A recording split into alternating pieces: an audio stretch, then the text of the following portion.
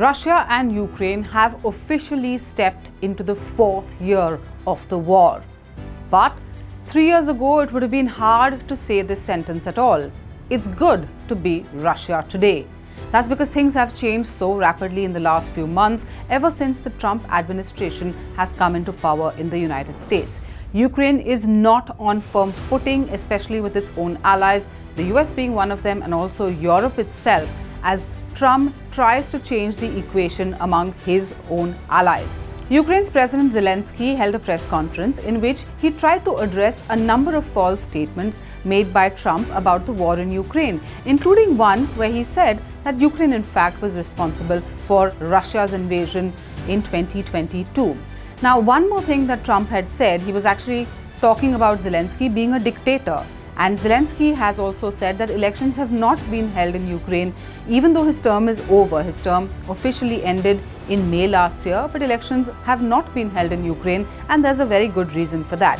He says that martial law is in place because of the war, and holding an election in this kind of a context is not something anybody, even in Ukraine, would want. He also jokingly said that if Ukraine gets NATO membership, then he would leave the presidentship immediately to ensure that Ukraine continues to be safe. Now, why did we say that it's good to be Russia today?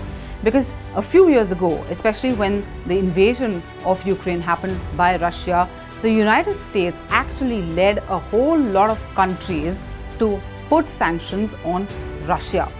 All that seems to be now shifting away from Russia, and it looks like it's not so good to be an ally if you are Ukraine. Donald Trump has said that he wants Ukraine to pay up $500 billion in what came as aid from the United States. And he doesn't want it in the form of money, but he wants it in the form of access to some rare earths and minerals, and that is in Ukraine. We're talking about graphite, titanium, and lithium. And he's also said that if Ukraine doesn't do that, then there could not be a deal possibly on the table.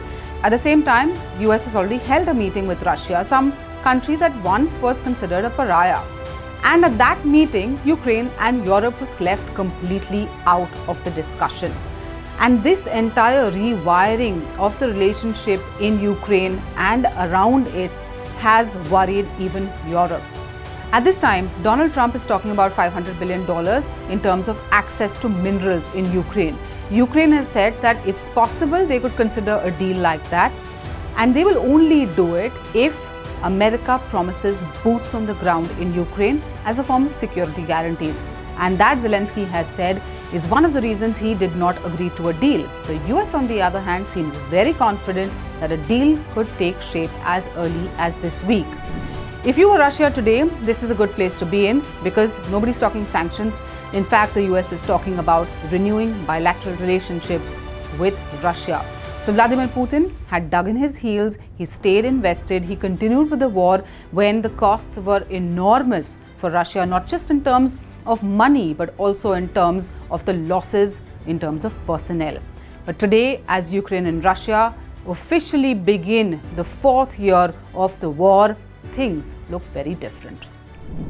For more such videos, subscribe to SNG News. Make sure you hit the like button and share our videos as well.